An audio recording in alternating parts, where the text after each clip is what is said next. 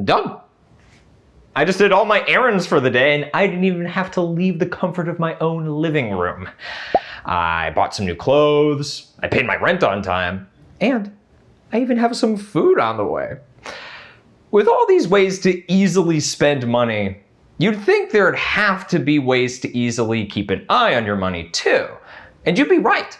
The need for budgeting assistance has created a huge market for websites and apps.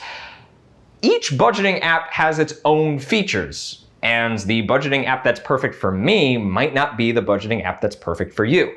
So instead of spending the video recommending one or two specific budgeting apps, I'm going to be going over some of the most common features that these budgeting apps have, and then I'll leave it up to you to do your own research and find which budgeting app has the features that you need the most. Let's get into it.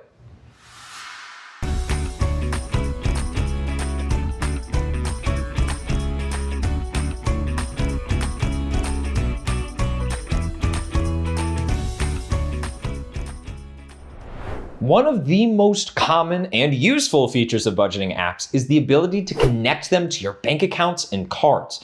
Once they're all connected, anytime you spend money, the app will automatically adjust your budget. Some apps will even categorize your purchases for you, making envelope budgeting a snap. For example, if the app sees a $12 charge from a fast food restaurant, it will automatically subtract $12 from your fast food budget. And if it sees that one of your envelopes is getting close to its limit, it will automatically alert you so that you know to stop spending so quickly. But be careful not to rely too much on this feature, because even the most intuitive apps can't auto-categorize all of your purchases. If you were to go to a general store and buy new clothes, some groceries, and a few other things, the app won't know to separate your purchases. If anything, it would categorize it all as one big shopping expense. If you wanted to subtract the totals from your clothes budget and your groceries budget, you would have to fix it yourself.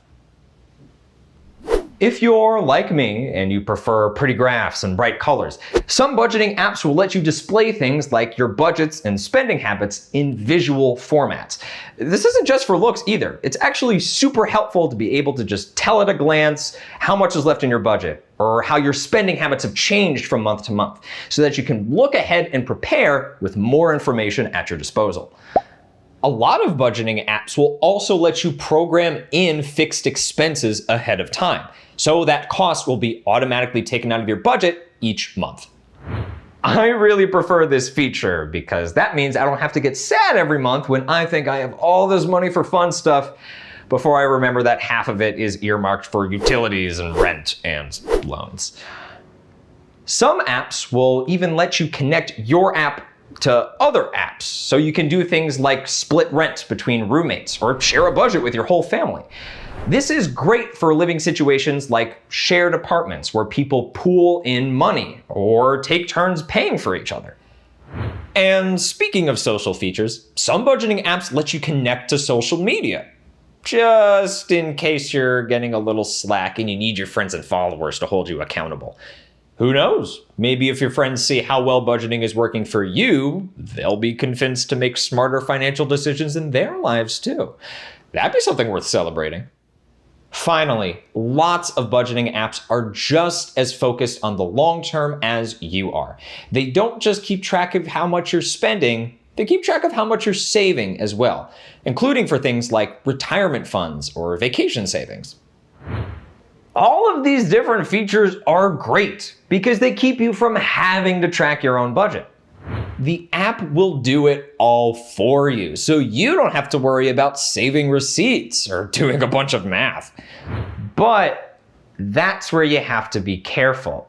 If you're letting an app do all the budgeting work for you, it's all too easy to sit back, relax, and think that you've succeeded at budgeting. But remember, simply having a budget is not the goal here. The goal is to use the budget to make smarter financial decisions. If you're not periodically checking your budgeting app to make sure your budget is working, whether or not you're overspending, and to see how much money you're saving, then the budget isn't doing you any good.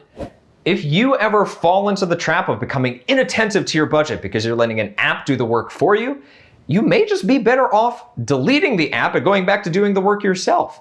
And you can do it yourself. Or at least you could do it without having a fancy app doing most of the work for you.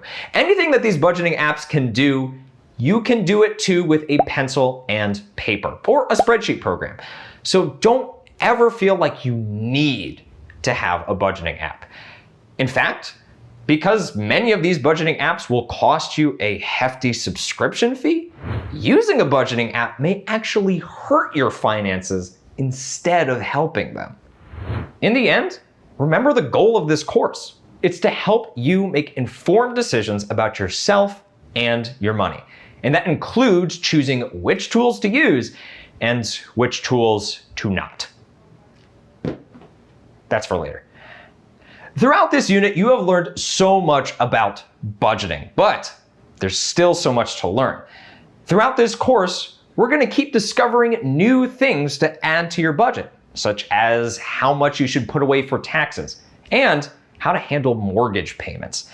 In the next unit, though, we're going to go over all the different ways you can make income, so you'll be prepared no matter what job you have in the future or how your paychecks are calculated.